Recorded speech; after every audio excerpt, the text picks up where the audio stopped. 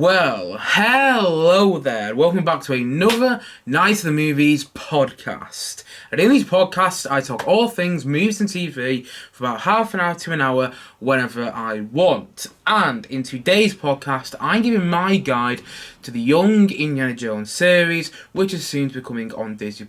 And in my guide, I will be talking about my love for the show, its best episodes, how I watch the show, the way it was formatted when I watched it, and also my thoughts on the show finally coming to Disney+.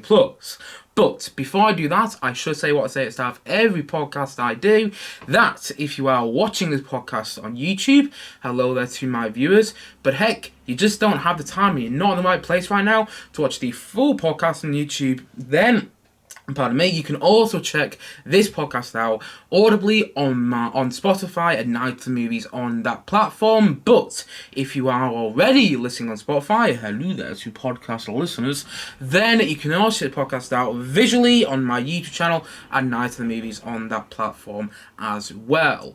Likewise, wherever you're watching or listening to the podcast, if you enjoy the podcast, don't forget to like and subscribe, of course. And also, if you got any feedback for me on things to improve these podcasts, please let me know in the feedback section if you're listening on Spotify, or in the comment section if you are watching this on YouTube. And also give me some suggestions and topics you want me to talk about in the near future with future podcasts, because I'd love to get some topic suggestions. Honestly, it'd be absolutely great just to get any sort of comments in the comment section below on YouTube or anywhere, or, in the feedback section on Spotify whatsoever. It'd be great to get any feedback or any suggestions. But anyway, as I've already mentioned, in today's podcast, I'm giving my guide on the Young Indiana Jones series, which in a couple of days, according to reports, is going to come onto Disney+. Finally. So, the Young Indiana Jones series, if you don't know already, ran from, I think, 1992 to 1996. At least that's when the episodes aired. However, that's not how I watched them. I wasn't even around in the 90s, so I couldn't have done that. No, I watched them on the DVD box set, one of which I got here. This is Volume 1. About 10 years ago now. And it used to be this Sunday night thing for me, because growing up, I was a huge fan of Indiana Jones. I still am. The new Indiana Jones and the Dial of Destiny, the upcoming Indiana Jones, is still my most anticipated film of the year. Regardless of the mixed reviews, I still can't wait to see it. But I was even a big Indiana Jones fan back in the day. Last Crusade, I've been obsessed with for a very long time, and I still am. I absolutely adore that film. And I used to rewatch Temple of Doom loads as well. Used to love that movie. And Kingdom of the Crystal Skull was the first film I remember seeing at cinema. So I've always had a great fondness for the Indiana Jones franchise. And because I was so obsessed with those movies, I remember my dad sitting me down once to show me the first episode of the Indiana Jones show. And I didn't like it. Because young Indy was, 9 years old throughout most of the episode. I mean, you see him as a babe at the start of the episode, and then as the episode progresses, you see him at 9 years old throughout most of the episode. And I just didn't like the actor who played him. I've got nothing against the actor, I just think I found him a bit annoying. You know how sometimes you have a film or TV show where a child stars in it and you just find them annoying? That's how I felt, watching the first episode of Young Indiana Jones. But then, as the series progresses, you have a different actor playing Indiana Jones after, I think, the first 7 episodes. And that other actor that comes in to play him is Sean Patrick Flanery. And Sean Patrick Flanery plays young Indiana Jones in his teenage years. And that's when the show clicked for me. It was the first episode with Sean Patrick Flanery's young Indiana Jones called Spring Adventure, or Spring Break Adventure, should I say, which I was just completely blown away by as a kid. And that's how I got hooked, as they say now, on Young Indiana Jones. I used to watch it with my family every Sunday. I used to be enthralled by some of these episodes and enticed by them. Some of these episodes haunted me as well. Like, they got stuck in my nightmares, and I'd become obsessed with certain episodes. And often I had sick days back in primary school, and even in secondary school a bit as well, I would avidly rewatch episodes of the show that I adored so much. Like the first episode on Volume 2 on the box set of Young Indiana Jones, called The Trenches of Hell. I think I've rewatched about 50 times, and that's not over an exaggeration whatsoever. I'm not hyperbolizing there. I rewatched that episode way too many times. And so you get the point. Young Indiana Jones, when I was growing up, meant a lot to me. And I remember when it ended, for me, when I finished all 3 volumes in the box sets that I've got, I was quite sad. And I rewatched it again, and I rewatched it again and again and again, because I want to savour Young Indiana Jones as much as possible. But then I stopped watching for a while because I realised how obsessed I was getting with the show. Like, it was probably the most obsessed I've ever been with a show, period, and probably ever will be. So, I stopped watching the show for quite a while. And I always said to myself that one day, maybe in a couple of years' time, I'll rewatch the show. And I hadn't really done that until about a couple of weeks ago when I started to rewatch the show, when I heard that it was coming onto Disney Plus. And once I started to do that, it was very nostalgic and brought back a lot of happy memories. A lot of great memories of watching these episodes for the first time, actually, and then rewatching these episodes and loving them even more. And yeah, it was really something rewatching some of these episodes recently. And, you know, it's not the show it was for me about 10 years ago, maybe even longer than actually, now the more I think about it, maybe even 12, 11 years ago when I first watched it. But I still adore it so much.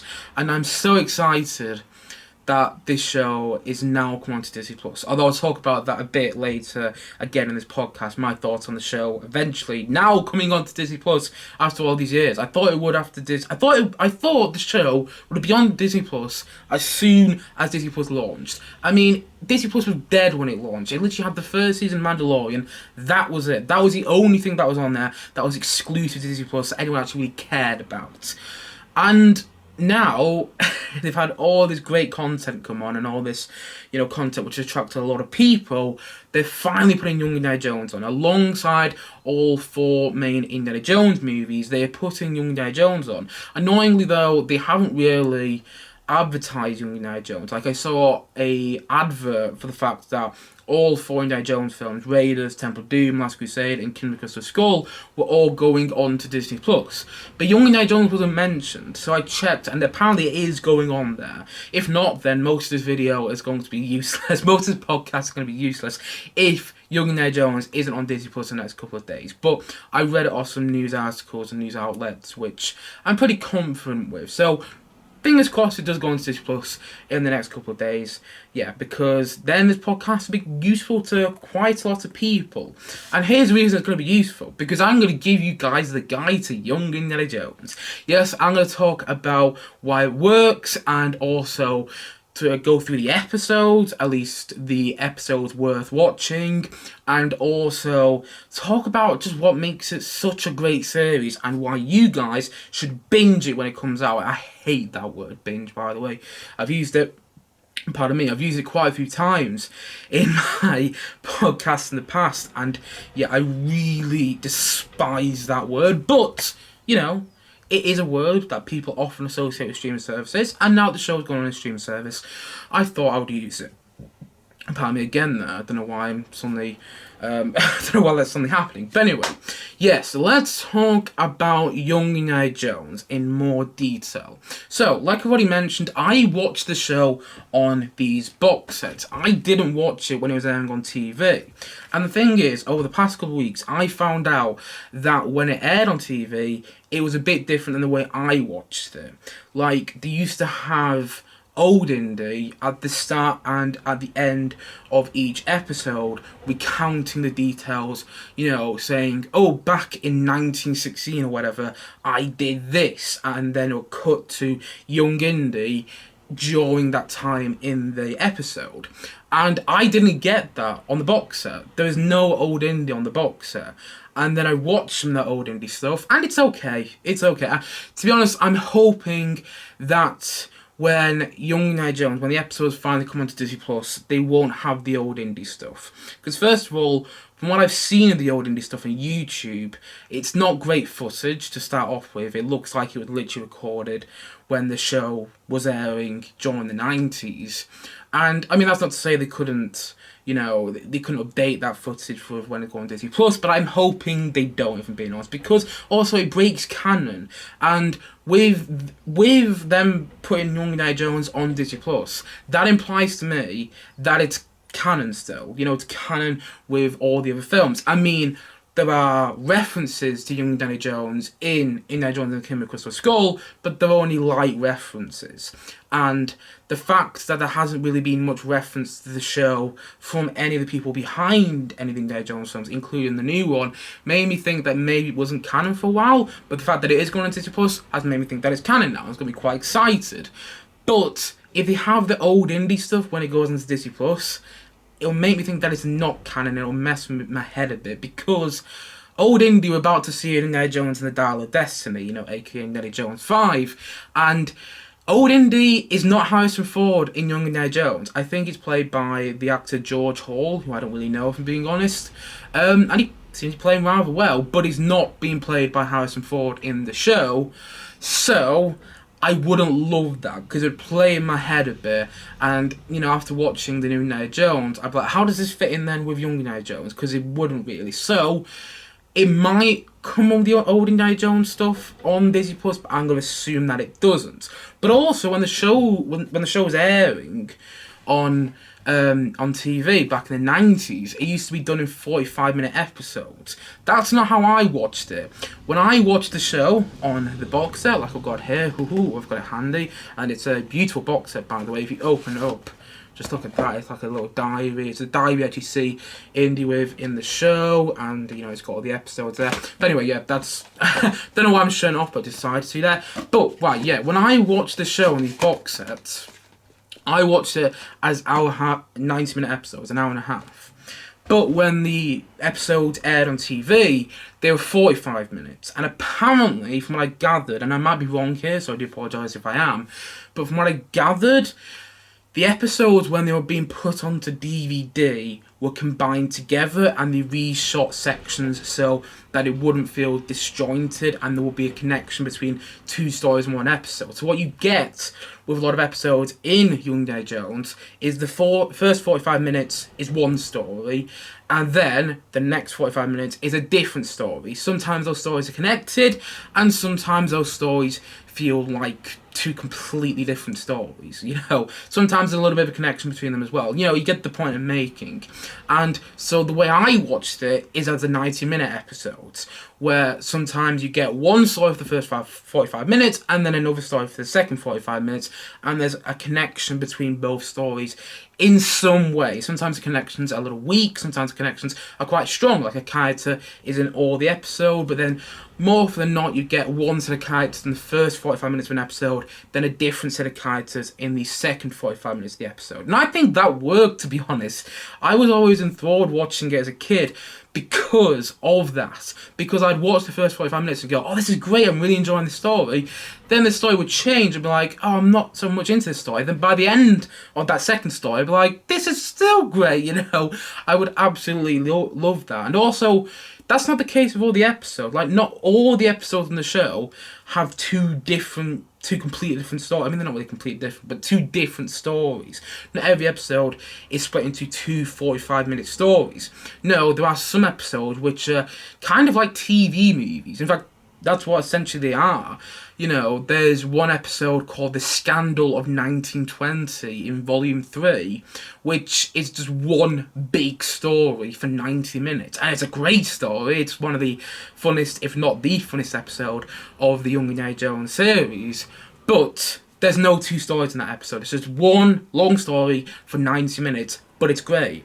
The same is the case with Attack of the Hawkmen, although that sort of has two different stories, but it's mainly just one big story about Indy and his time in airplanes and then his time in the Secret Service, but the stories are very much connected. And so you do get a bit of a mixture of both. Sometimes it feels like a TV movie where it's just one story and that's really it, like in the Mystery of the Blues episode as well. But then sometimes you also get episodes like, say, Spring Break Adventure, where it's two different stories. Like Spring Break Adventure starts off with Indy in New Jersey. He's going to college, I think it is, or school, and he's getting along with his life. Then the second half of the episode, he's just joined the Mexican Revolution. So, there's all these different things going on. And yeah, that's how it's formatted. And that's how I'm going to assume it's going to be formatted. I think they're going to go the DVD route with it in terms of the format. Although I could be wrong. And I'm going to be interested to see what the result is on that. Whether you do get the old Indy, narrating at the start and end of each Young Indy episode when it finally goes into Disney Plus, or whether you get it the way I watched it. We'll have to wait and see. But the show is great, though. I haven't really said this yet. We are 15 minutes, we're over 15 minutes into the podcast now, and I haven't said this. The show is such a wonderful watch, and it works because it feels like it's part of the Indiana Jones world. I know, that's a bit weird saying. It's not like the Star Wars world, It's a bit weird because Indiana Jones is set in real life, in a way. You see real locations, you meet characters who are actually about during these periods of history. But the thing is, though, the show feels like it's part of the Indiana Jones world. It feels like an extension of the main four Indiana Jones films, which is what I love about it. Sean Patrick Flannery, who mostly plays young Indy throughout the run of the show, he feels like Indiana Jones. You actually can imagine him morphing into Harrison Ford for Raiders of the Lost Ark. And he's got that sort of charisma that Indiana Jones does. He's got that sort of urgency, that sort of agency that Indiana Jones does. And also, he's got that neurotic sensibility that Indiana Jones does as well in the main four films.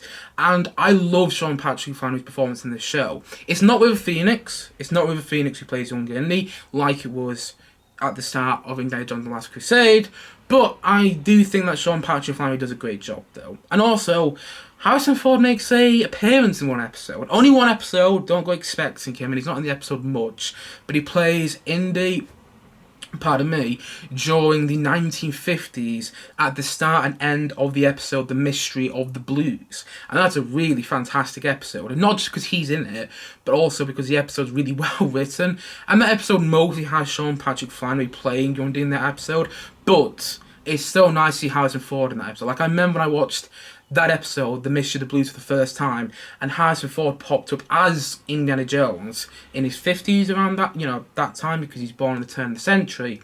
I remember watching the episode for the first time and going, oh my god, look at this, it's Harrison Ford. He made an appearance in the show, because originally he declined to appear in the show, playing old Indy, but he did make an appearance, which I almost feel like is his stamp of approval, because apparently back then Harrison Ford was very against doing TV shows. Now look, he's done two of them. He was in Shrinking and he was in 1923. The former of those, by the way, is really good, and if you haven't checked out Shrinking, yeah, definitely recommend it.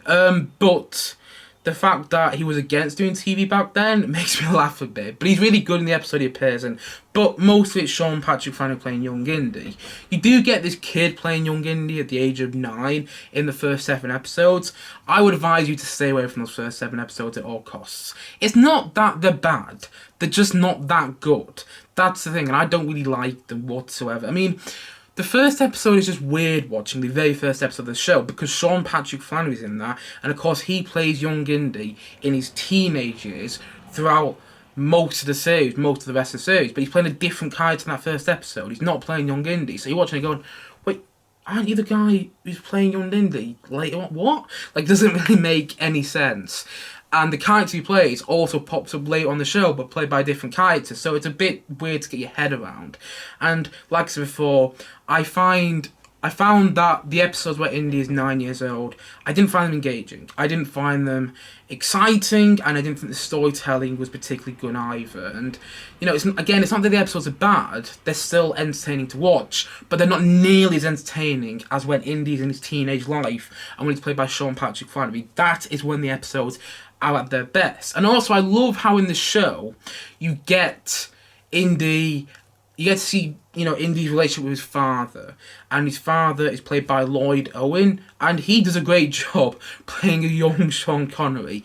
Because that would have been quite a tricky role to play. Because it's Sean Connery, He's got that specific accent. He's got that accent everybody knows from Sean Connery. Also, it's Sean Connery. And trying to play a young version of him, I think is a tricky thing to do anyway, and yet Lloyd Owen does a great job.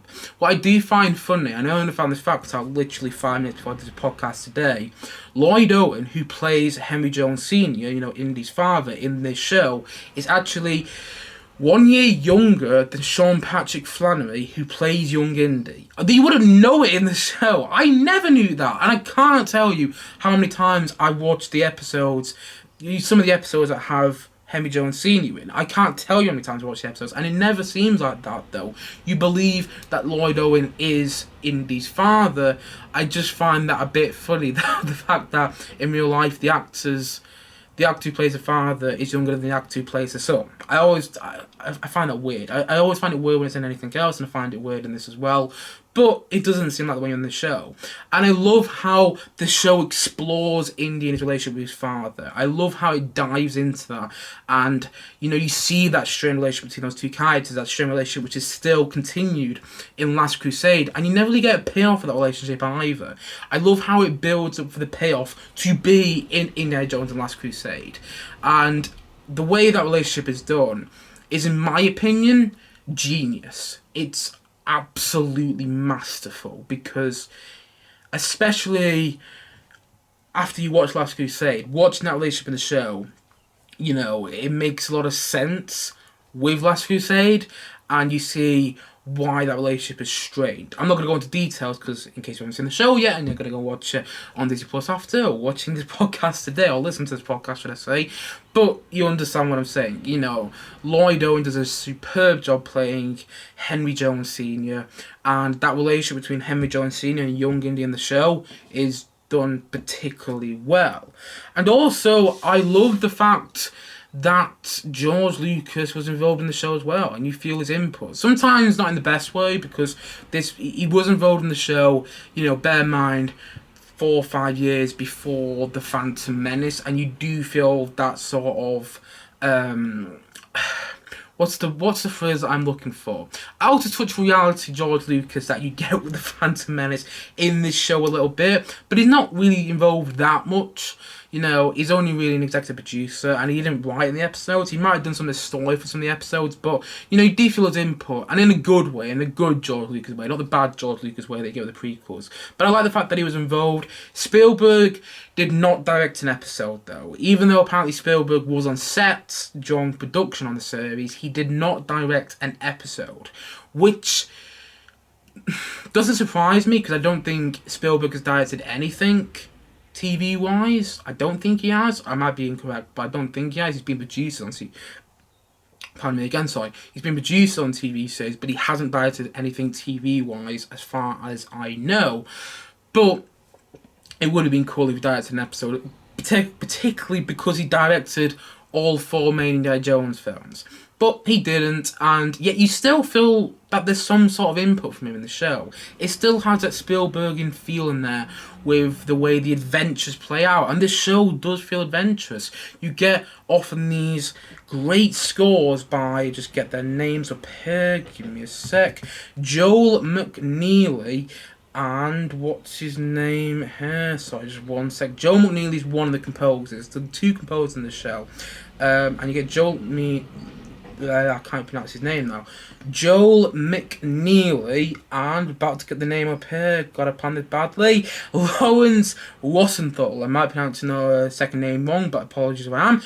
Yes, the music in the show is from Lawrence Wassenthal and Joel McNeely, and they do a great job. The Young Indiana Jones theme, which is by Lawrence Wassenthal, is I was about to actually sing the main Indiana Jones theme. That's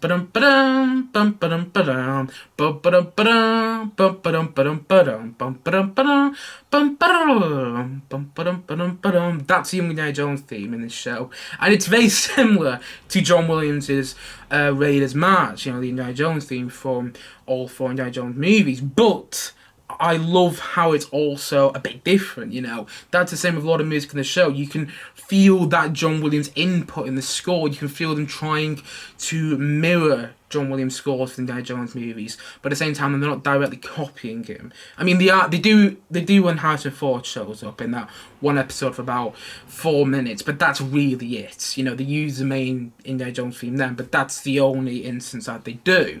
And I love the music in the show, the production quality as well. The production quality is so good. Like, you watch the episodes and they have these big, fantastic, epic battle sequences, particularly in the second volume where it's set in World War One, and you get a lot of battle sequences with just amazing effects and practical stunt, which you just wouldn't get a TV show nowadays. Honestly, if Young Indy was made nowadays, I don't know if it would work as well for me as it does, because the thing is with TV nowadays, it's so reliant on CGI, isn't it? And back in the 90s, I mean, there is special effects in the show, but it's not CGI.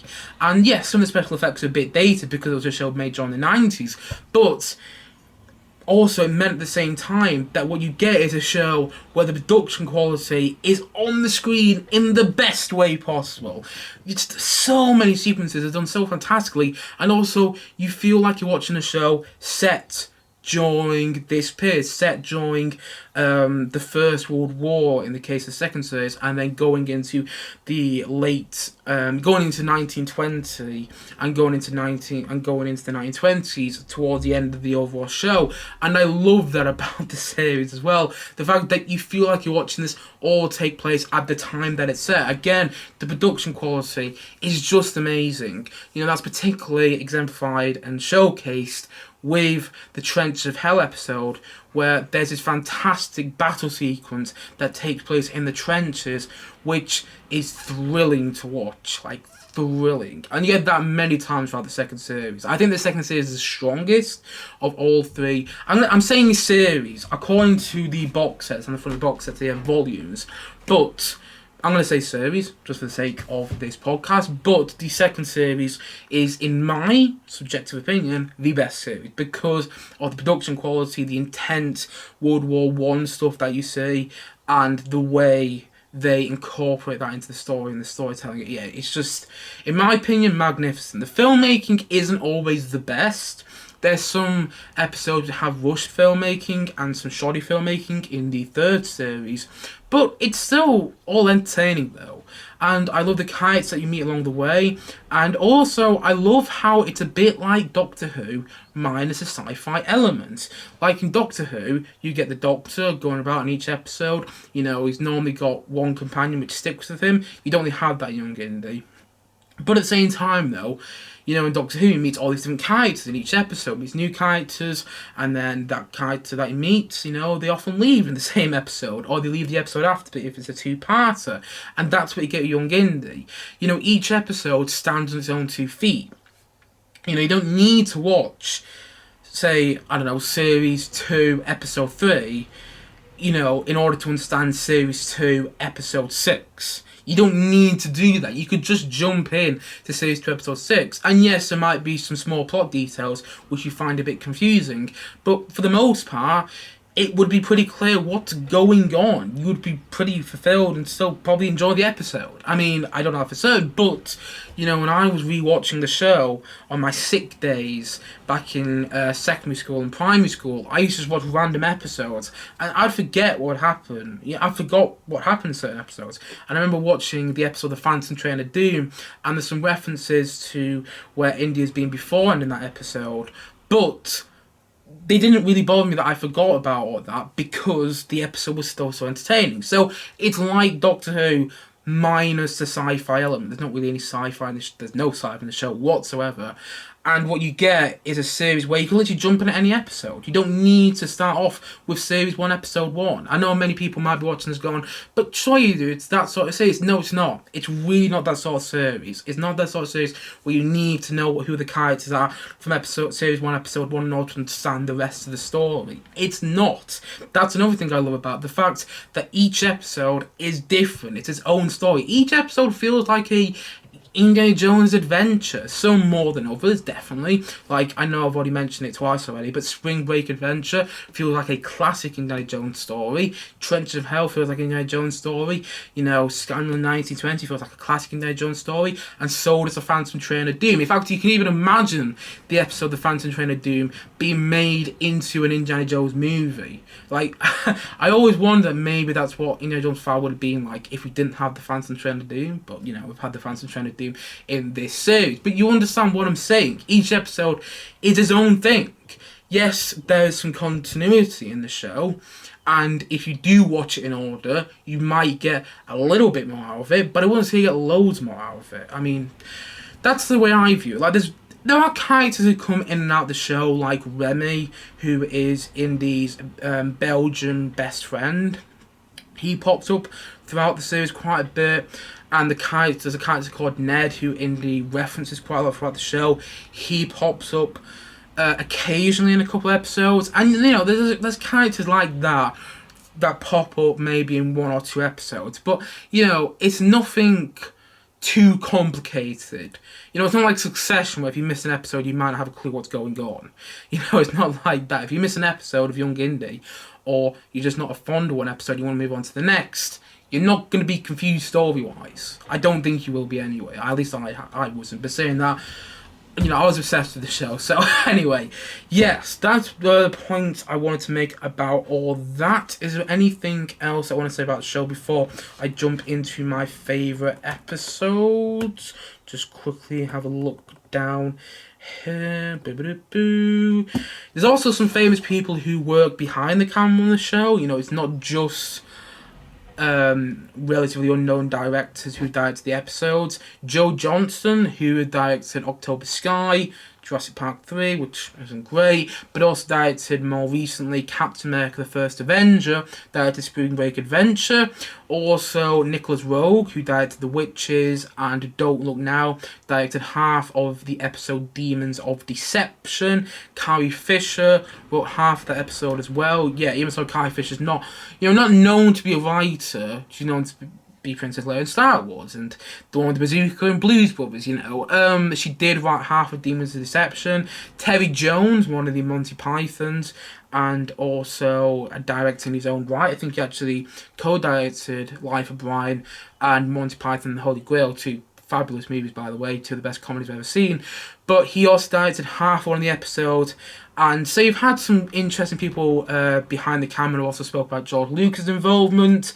But none of this would have been possible if it wasn't for the best episodes in the show. And let's go through the episode list, shall we? So, Volume 1 starts off with Indy when he's 9 years old. And I've already spoken about this already, but I'm just going to reiterate it here. I didn't find those episodes engaging, and I wouldn't recommend watching those episodes when he's 9 years old. I think jump to the episode Spring Break Adventure, and I think you'll have a much interesting and much more fun time with the show, because that, like I said before, feels like a classic Indiana Jones episode. Or should I say, pardon me, a classic Indiana Jones story. So yeah, I would advise you leave Indy when he's 9 years old. There's a couple references to the episode when he is 9 years old, and it is sometimes interesting to see Indy in his relationship with his mother, because his mother is referenced throughout the main Indiana Jones movies, but she's never in them. And so it is interesting to that relationship, but it doesn't explore how she died, really. And so yeah, I would advise you move away from those episodes. They're not particularly interesting. And if you start off with those episodes where Indy is 9 years old, I think it'll put you off the show. And trust me, it won't make you confused as well. It will not make you confused if you just jump in with the episode Spring Break Adventure. That's what I did when I first watched the show. It didn't make me confused, and I ended up having an amazing time with the series. Became one of the most memorable series for me growing up. I always go back to the show, and I'll talk about that again a bit later in this podcast. But as for the other episodes that I would recommend out of Volume 1, let's assume they're split into, 3 series on Disney Plus, and this is the first series. The episodes I recommend, I've already mentioned it quite a few times.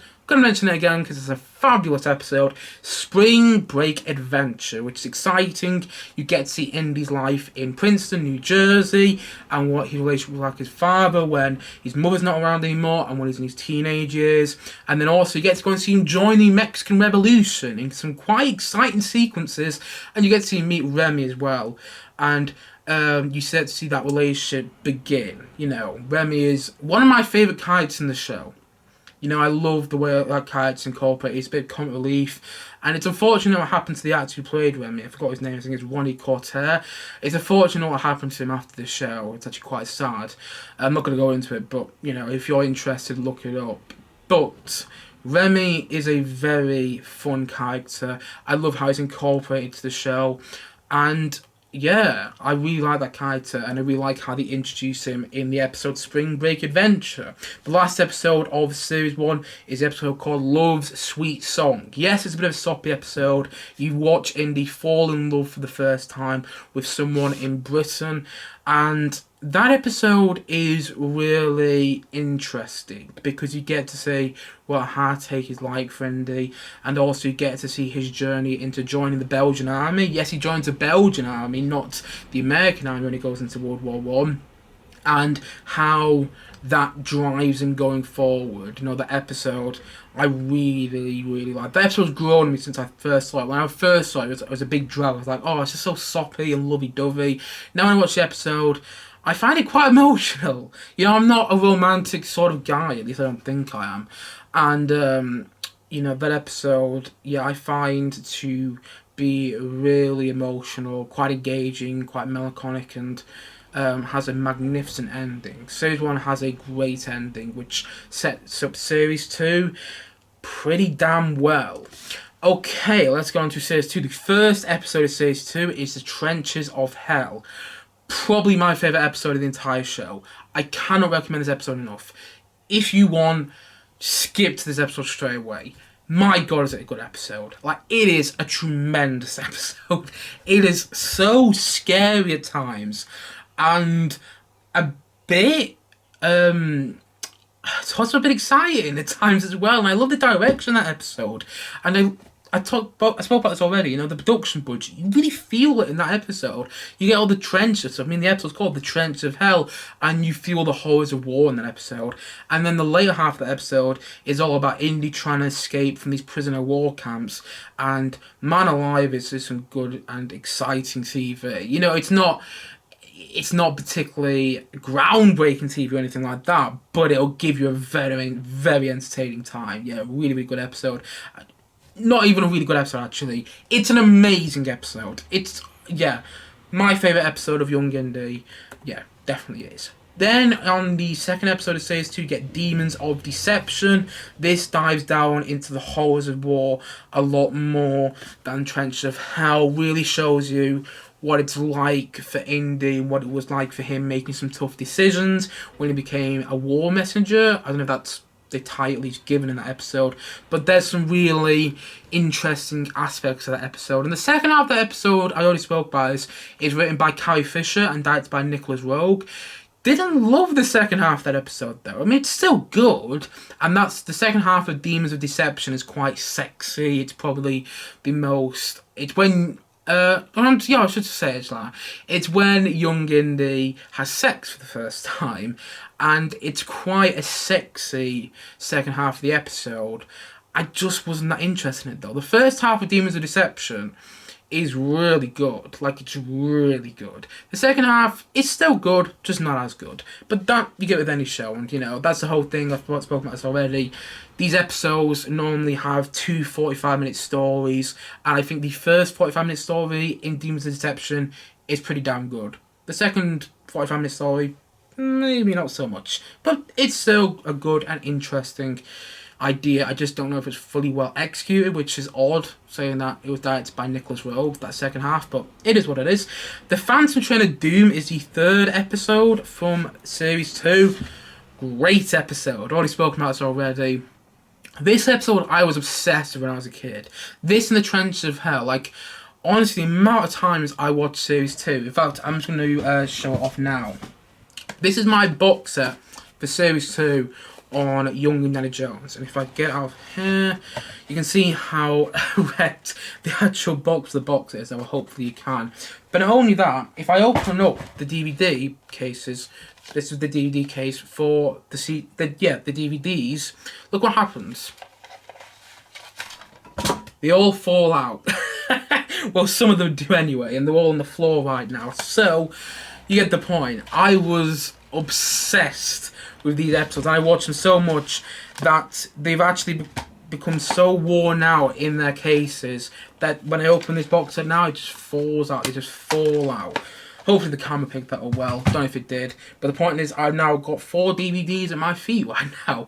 And yeah, for the podcast listeners, when I opened up the box set for Young Indiana Jones Series 2, the DVDs just fell out. And one of the DVDs that fell out, going back into what I was saying before, was The Phantom Train of Doom, which is a great episode because it feels like a classic Indiana Jones adventure. It's so fun to watch, and it's so exciting. And there's a real great feeling of joy in that episode as well. And when you find out what the Phantom Train is, I mean, watching that as a kid and going, wow, this is so good. Then you get on to episode 4 in series 2, which is Oganga, the giver and taker of life, which is an interesting exploration into survival during the First World War and what the war was like for people in Nigeria. I don't think this episode is a fun episode of Young Indy to say, but what I do think is that it's a interesting episode showing a different side to what the war was like for people who are not necessarily at the heart of the war, you know. So yeah, really interesting episode, and more focuses on the type of survival and the tough conditions that people were put in during the war. And yeah, really interesting episode. Attack of the Hawkmen, which is the next episode in series 2. Yeah, Attack of the Hawkmen is, and it has some great plane sequences, that one. A lot of stuff revolving around the Red Baron. You know, one thing I haven't mentioned yet is that there's a lot of real events that happen in Young Indy, and obviously Indiana Jones is a fictional character, so he's just thrown into these situations, and I love how it does that. It's sort of like a history lesson, but not a history lesson that's condescending or boring or anything like that. It's a really fun history lesson, you know what I mean? A lot of things I learned about was from Young Indy, history-wise, like the Red Baron. I learned about that from this episode, Attack of the Attack of the Hawkmen.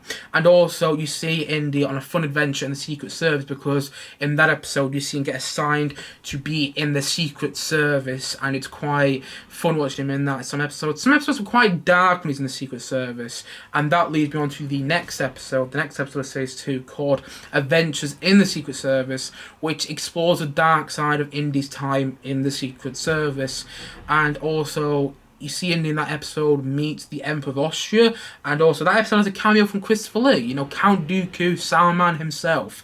And he's really good in the episode, and he's not in it much actually, but now that I think about it, it makes sense, because obviously he worked with George Lucas about 10 years later in Attack of the Clones. But also the second half of the episode, the first half of the episode is, you know, Indy trying to get to the Emperor of Austria, 2 other men in the Secret Service, and the second half of the episode is him in Russia, and you see him at a conference that Lenin is holding, and you see the negative and dark aspects of Indy working in the Secret Service. Then the next episode goes the other way, though. The next episode is called Espionage Escapades. I can't even pronounce the words. I can't pronounce the word to save my life. Escapades. There you go, got it. Espionage Escapades. That's what the next episode's called. This episode is the one which has half it directed by none other than Terry Jones, and he's actually in the episode as well.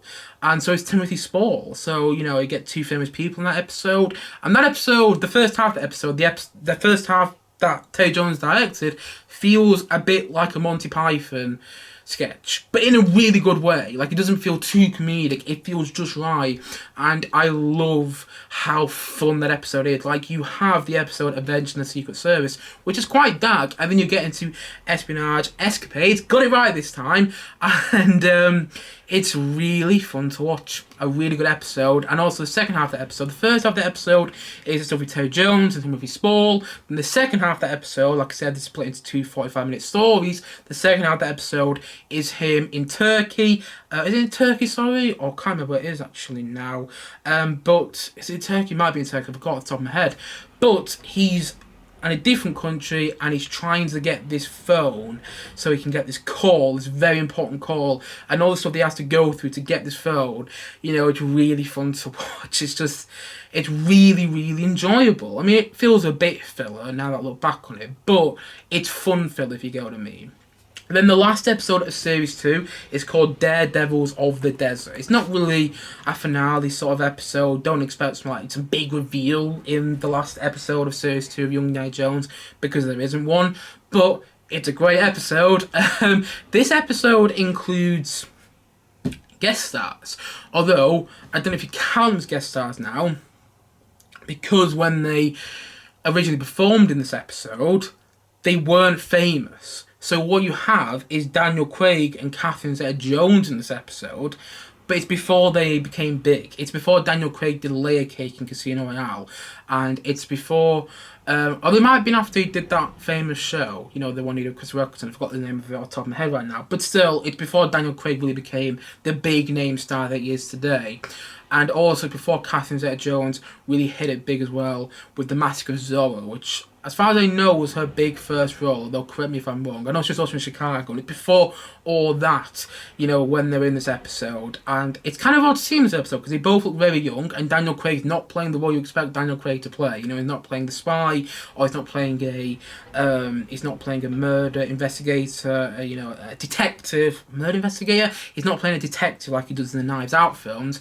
But still, it's really interesting to see them in that episode because it's before they became huge. And also, the episode's just really good to watch. Like, the end of the episode has this big battle, this big epic battle, which has this great cavalry charge, which is so exciting to watch. There's some overdubbing in that episode, which is a bit obvious. But all in all, it's a tremendously entertaining episode, and yeah, I really want to recommend Daredevils of the Desert. Then we go on to Series 3, and in the first episode of Series 3 is called Tales of Innocence, where Indy and a fellow soldier that he meets in the war in Italy, who's also American, the soldier that he meets, they end up falling for the same woman, which is quite entertaining. And it's this Italian woman, and she's all exotic and sexy and beautiful and everything like that, and they fall for the same woman, and things get quite interesting when they're both trying to get with her. And the second half of that episode, though, is Indy travelling with this writer, I think, and he talks about his experience during the war and the ups and downs, what it's been like. It's quite an interesting dive into Indy's character by that point. Again, though, you probably don't need to watch any other episodes to understand that still. You probably still be able to grasp what he's going on about without having seen the other episodes, but if you have seen the other episodes leading up to that, it'll probably be more fulfilling for the second half of that episode. But yeah, really good to watch. Then you get onto Masks of Evil, and in the first half of this episode, Indy is in Turkey, and you see the consequences of his work in the Secret Service. But then the second half of Masks of Evil, that episode, is very strange. Basically, you see Indy meet, essentially, Vlad the Impaler. And you see some very... It almost feels like a haunted house episode.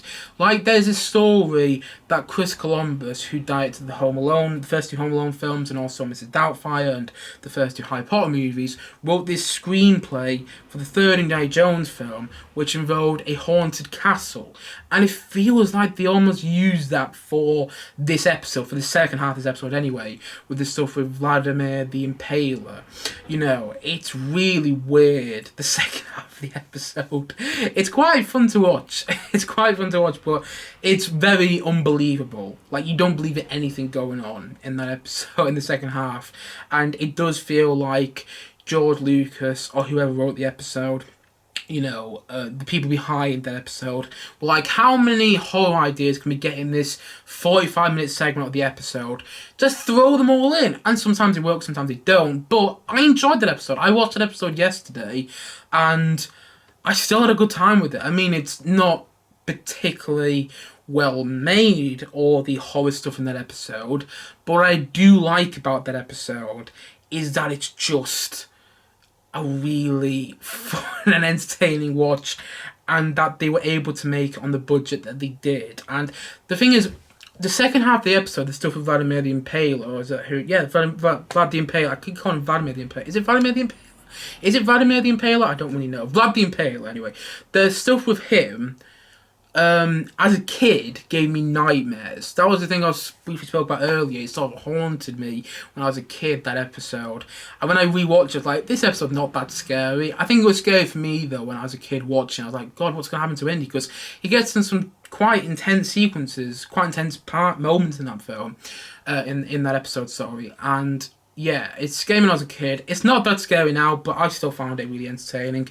Then episode 3 of series 3 is Treasure of Peacock's Eye, which is Remy's last episode. Remy makes appearances, pardon me again, throughout numerous episodes in series 2, and this is his only episode that isn't in series 3, though. It's got a bit of shoddy direction, and at times it just feels a bit rushed, but it's still entertaining, and it's nice to see where they leave Remy's story. I think it was a very interesting way to leave his story with that episode, particularly if you've seen Remy's character arc before that. You don't need to again, but if you have, it's a very interesting way to leave his character. And also, I like the way that Indy's character left off in that episode as well, where he realised that that moment in his life, at that moment in young Indy's life, treasure isn't the thing that matters, it's going home to see his family, because that episode is set literally just after World War One has ended. So yeah, it's a fun episode. It's nothing particularly special. It's not as good as The Trenches of Hell or The Final Train of Doom, but it's an entertaining watch in my opinion. Then the next episode, The Winds of Change, which is a very powerful episode and shows the after effects of World War One and what it's going to be like for certain people after the events of the war. And also, you see Indy reunite with his father, which he hasn't seen for a good couple of years, since before the war in that episode. And that has one of my favourite moments in the show, in the entirety of the series, is when Indy reunites his father. I'm not going to spoil it, but it's a very good moment, and that episode is really interesting. It's not one of my favourite episodes, but whenever I watch it, I'm always engaged in that one, in its storytelling. There's something about the episode which makes it a very interesting watch. I've used interesting quite a few times, but I don't mean that like it's speaking down to you in the episode. It's not being condescending or anything. It's giving you a history lesson of what it was like for people after the events of World War One, but is doing it in an Indiana Jones fashion, which is what I like about it. Also, after that episode, you get the episode The Mystery of the Blues, which is where you get a small Harrison Ford performance where he reprises his role as Indiana Jones. I think it's set in the 50s when he's playing the Indiana Jones character again, but then it goes back to Sean Patrick Flanery playing the character towards 1920, I think it is. And it's a very good episode, that one. That one has a Jeffrey Wright's in that episode. Jeffrey Wright, which many people might know as Commissioner Gordon in The Batman. He has also played Bernard in Westworld. He's been in loads of things. Been in quite a few Wes Anderson films recently as well. He's in that episode, and he's a very young Jeffrey Wright, and he's really good in it though.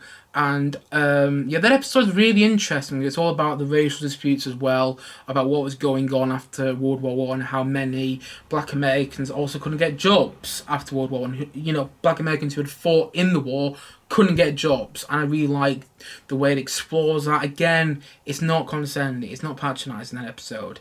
It speaks to its audience, but it speaks from a safe level, and it gives you an Indiana Jones style history lesson. It works for me, that one. I really liked it, and it's a really, really good episode, that one. But one of my favourite episodes, and probably the most entertaining episode in terms of enjoyment and just absolute laugh out loud fun is probably The Scandal of 1920. The episode after The Mystery of the Blues is the episode The Scandal of 1920, where Indy meets George Gershwin, who composed a famous piece of music, bum ba ba ba ba ba ba bum bum bum bum bum bum bum bum bum bum bum bum bum. I'll be surprised if you haven't heard that before. I think it's called Rhapsody in Blue, the piece of music, and it is actually used in that episode, that piece of music, but that's not even the best part of the episode. The best part of the episode, The Scandal of 1920, is when Indy is caught between three women and he doesn't know who to choose. And that's just a story for the episode The Scandal of 1920. There's no two stories in that episode. Like all the other episodes before that kind of have two different stories that go on in the episode, two 45-minute stories. This episode just has one story going throughout. It's 90-minute runtime, and it's such a fun watch. You laugh so many times. You see Indy in all these sticky situations. You see him try to put on this Broadway play, and God, it's so... or Broadway musical, should I say. And it's so fun to watch. And yeah, that episode's an absolute delight. And it's probably my second favourite episode of... or maybe my third favourite episode, actually. After Trenches of Hell and Phantom Train of Doom. It probably goes Scandal of 1920 with the Young Indiana Jones series. Just such a good episode. Like, really good. Then you get the last episode of the entire show, according to my box set, which is Hollywood Follies. That's what the episode is called. And it's not a brilliant episode, if I'm going to be honest. You know, it's not a brilliant episode, but it's still entertaining, and it does have its moments. You see Indy in Hollywood. You see him get involved with another woman. And also, you see him meet John Ford, which is a bit ironic when you think about it now, especially if you've seen Spielberg's The Fabelmans. You do sometimes wonder, like, was there a connection there then? Was Indy meant to be Spielberg in some sort of way? I don't know. Maybe not. It's open to interpretation there. But the episode is really good. And that's not really good. It's not really good, though. It's good. The episode's good. It's not great. And it's got a really great moment at the end of the episode, though, where you see Indy, or young Indy, should I say, doing the stunt that he does in the truck chase, in the desert chase sequence from Raiders of the Lost Ark, when he goes under the truck, if you know what I mean. And, you know, that's quite entertaining to watch, and it's nice seeing Indy in that episode speak to people in Hollywood during that period. You know, like I said before, he meets John Ford in that episode, someone playing John Ford, but, you know, you see him meet the character of John Ford in that episode. And it's an entertaining episode. It's just not my favourite of the Young Indiana Jones series. And, you know, apparently, according to reports, and I don't know if it's true, according to, not reports, trivia off IMDb, they plan to continue the show post that episode, Hollywood Follies. But it got cancelled. And the episodes going forward were meant to focus on Indy meeting a young Marion Ravenwood and a young Marion Ravenwood's father as well. You know, meeting her father, which they do talk about in Raiders Lost Ark, and I think that would have been interesting. I would have really liked that, and seeing Indy literally, I don't know, days before the events of Raiders Lost Ark, see him at the end of the Young Indiana Jones series go off to what's he at the start of Raiders Lost Ark, South America, to go and get the idol. To go and see him do that would have been really good. But unfortunately, the end of the series, at least as far as I'm aware, of the box sets with Hollywood Follies. That is the last episode in the box set chronologically. Yes. I don't know if it was the last episode actually released, because from what I've gathered, it was released weirdly, you know, in terms of when it came out on TV, but that was the last episode that is on the box set. It's the episode Hollywood Follies, and I would have preferred it if they did a couple more episodes. You know, they didn't even have to air them, just put on the box set, where Indy is going and meeting Mary and stuff like that, and you see him literally a year before Raiders Lost Ark or something like that. I just would have liked them to do a bit more of the series, because although Hollywood Follies is not a bad episode, it's not a last episode sort of episode of a show, isn't it? You know, it's just not. It's not the best end for the series, but you know, maybe maybe they'll carry on the series now that it's coming on to Disney Plus. I don't know. I'll talk about that very shortly. But the best episodes of the show, I've gone through all the episodes there that I think are worth watching. Like I said before, I don't think the episodes where Indy's 9 years old are worth watching. To skip to when he's in his teenage years and he's played by Sean Patrick Flannery. Skip to those episodes because Sean Patrick Flannery does a splendid job playing the young Indy character, and I think I'll have a more and enjoyable time if just skip to those episodes. But the best episodes, in my opinion, of the show are Spring Break Adventure, which I mentioned numerous times in this podcast already, Trenches of Hell, which is probably my favourite episode in the show, Demons of Deception, at least the first half of Demons of Deception anyway, The Phantom Train of Doom, Attack of the Hawkmen is a great episode, Daredevils of the Desert is the episode with Catherine Zeta-Jones and Daniel Craig, really good episode. Tales of Innocence is quite an interesting episode. It's not going to be for everybody, but it's one of my favourite episodes. Winds of Change, one of my favourite episodes as well. You know, I said earlier that it wasn't, but actually, the more I think about it, the more I'll probably say it is. Mission of the Blues is one of my favourite episodes as well, and The Scandal of 1920, which is so fun to watch. And so those are my favourite episodes, and those are the ones I would definitely recommend you watching. Although, I think all the episodes when, Sean Patrick Flannery, like I mentioned before, is playing young Indy are the best episodes. But, are the episodes worth watching? That's what I mean. I think when Sean Patrick Flannery is playing young Indy, I can't even speak now. When Sean Patrick Flannery is playing young Indy, those are the episodes I think that are worth watching. And also, like I said before, there's many guest stars throughout the show. Daniel Craig pops up, so is Catherine Zeta-Jones, Terry Jones, Timothy Spall, Christopher Lee, James Nesbitt. Young James Nesbitt is in the Trenches of Hell episode. Ian McDermott, Emperor Palpatine himself, is in... Which episode is it now? I forgot the top of my head. I think it's Demons of Deception. And also, Jeffrey Wright, like what he mentioned, is in The Mystery of the Blues, and he has a small appearance in The Scandal of 1920 at the start of the episode. Paul Freeman, who played Belloc, one of the main antagonists in Raiders of the Lost Ark, is also in the show as a different character, playing a different character in The Phantom Train of Doom. And like what he mentioned, Harrison Ford does make an appearance as Indy at the start of the episode and at the end of the episode of The Mystery of the Blues. Although he's not in the episode much, he's only in it for like 4 minutes. I'm not even sure he's in it for that. But the show is finally coming on to Disney Plus, and I'm very excited that more people are potentially going to see this show. Because when I was watching the show initially when I was a kid, I honestly thought it was huge. I remember watching it thinking, this must have been the biggest show of all time. I found out later on that it really wasn't. A lot of people didn't watch the show, and now that it's finally coming on to Disney Plus, a streaming service which is accessible to many people, and it's got a big reach because of the Marvel shows that being on there, the Star Wars shows, and all the other shows as well. Some other shows as well which I haven't really mentioned, like the Bear is on there, and you can't get the Bear anywhere else. Because Disney Plus has got this wide reach, I'm hoping now that people discover young Indy and really get to grips with it and really like it. I'm hoping it gives the show the love that it long deserves, because it has shocked me how this show has kind of gone under the radar for so many people. I mean, I've heard some people talk about the fact they don't really like it, but I also think that maybe they didn't watch the entirety of the show. I mean, maybe they did, maybe they didn't, but there's some episodes which are definitely better than others. Some episodes which are significantly better than others. But you get that with any show, though.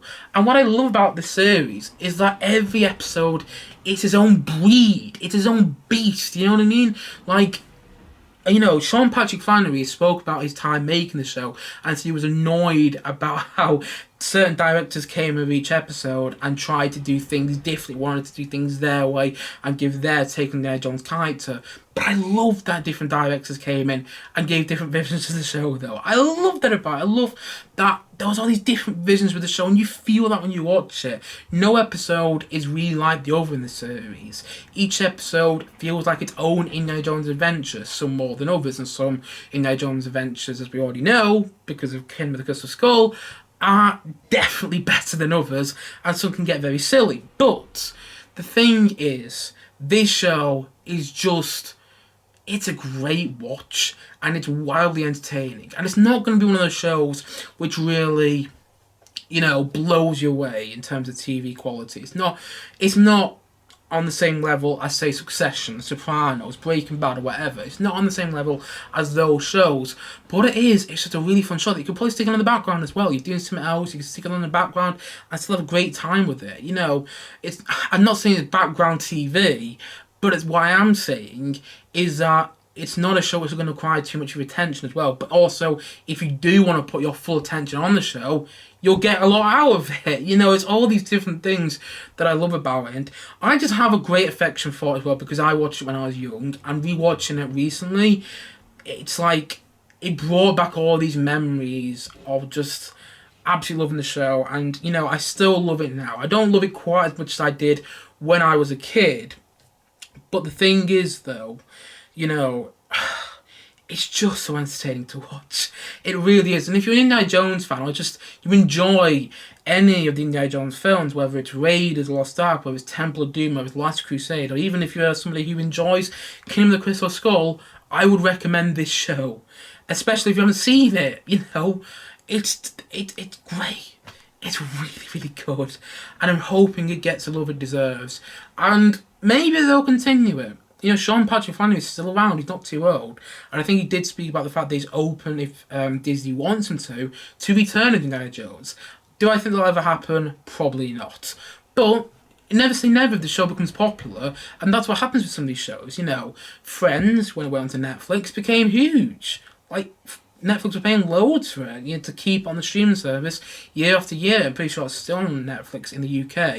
I mean, I'm not certain on that because I'm not a huge Friends fan, but I'm using Friends as an example of a show which not necessarily went under the radar for many people, but at the same time, though, almost had this new love for it when it went onto streaming service. And I'm hoping, you know, the same thing's going to happen with Young Indy. I'm hoping when Young Indiana Jones goes onto Disney Plus, people discover this show for the first time, or rediscover it, and realise how bloody good some episodes are. Like, how terrifically good some episodes are. I mean, maybe they will, maybe they won't.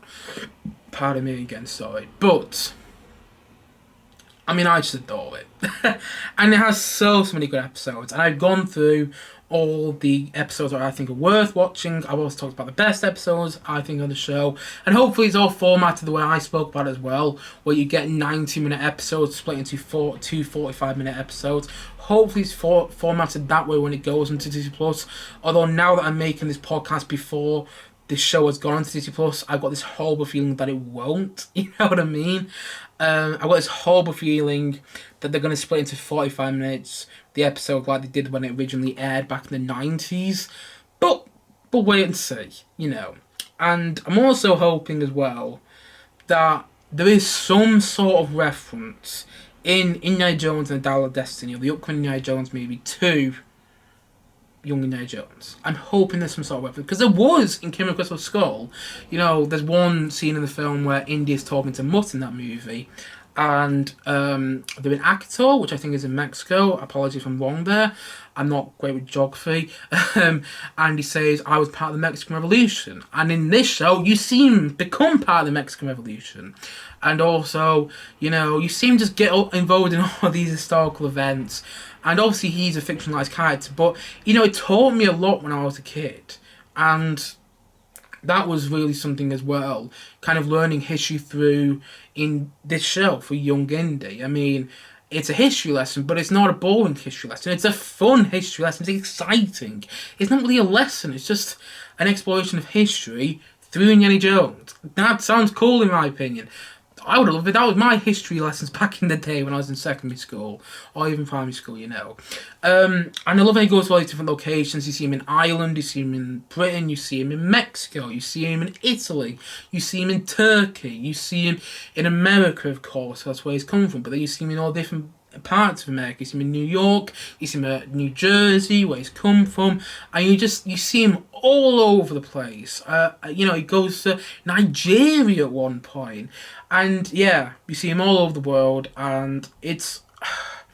I love as well how this show was shot on location for a lot of it. I mean, there is some clear use as a green screen in some parts, and the show is a bit dated now. Bear in mind it came out in the 90s, and it is a TV show.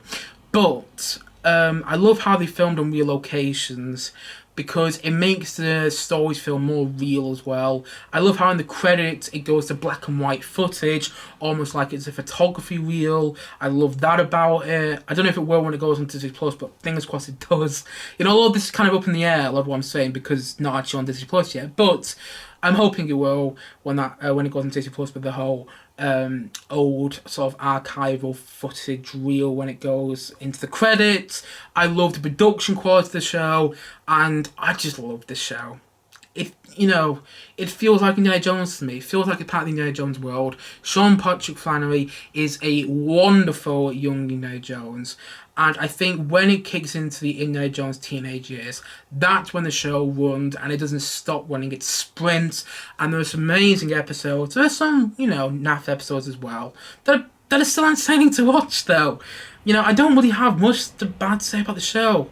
Some of the other doublings are a bit rubbish, and some episodes are a bit shoddily directed, but they're all entertaining. And if something's entertaining, if something's enjoyable, then I think it's done its job. And this show is entertaining, and this show is enjoyable. And it's not just enjoyable, though, it's wildly enjoyable.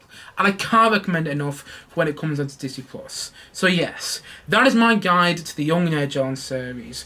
And I just want to say again that it's tremendously entertaining, it's adventurous, and it's an exciting show that fits perfectly and feels like it feels like it's part of the Indiana Jones canon perfectly as well. I just absolutely love it. And yeah, you get the point. I love this show, and I would highly recommend it when it comes out on Disney Plus. Oh yes. And if I was gonna give a rating to this series as well, I would say that Young Indiana Jones. I would say that the Young Indiana Jones series is a 9 out of 10. It's great, and I really applaud you to watch it. I really do. Especially if you didn't even know about it beforehand. And I do think it's just so you can watch with your family as well. I watch it with my family. I mean, there is some shocking moments in some parts, but I just love, seeing Indy's story before the events of the main movies. Even though it does feel in parts like fan fiction, it feels like very good fan fiction at that. And I don't mean that in a bad way. Some people associate fan fiction negatively with something. I don't. I think fan fiction can actually be good for something. But anyway, that's a different conversation for a different day. When I said fan fiction there, I mean it very positively. It's a really good show, and if you're an Indiana Jones fan, if you're a fan of any of the main 4 Indiana Jones movies, watch this show. It may not be for me. It may not be for me. I've already seen it. It may not be for you, and you may not like it as much as I do, but I think you'll find it a worthwhile watch at least. At least I hope you do.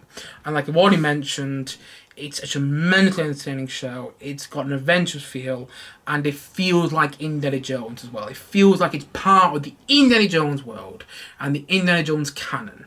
And that is why I absolutely adore it. And that is why I think you should watch Young Indiana Jones when it comes out on Disney Plus. And that's what I'm going to say, like I said before, that in my opinion, the Young Indiana Jones series is a 9 out of 10 from me.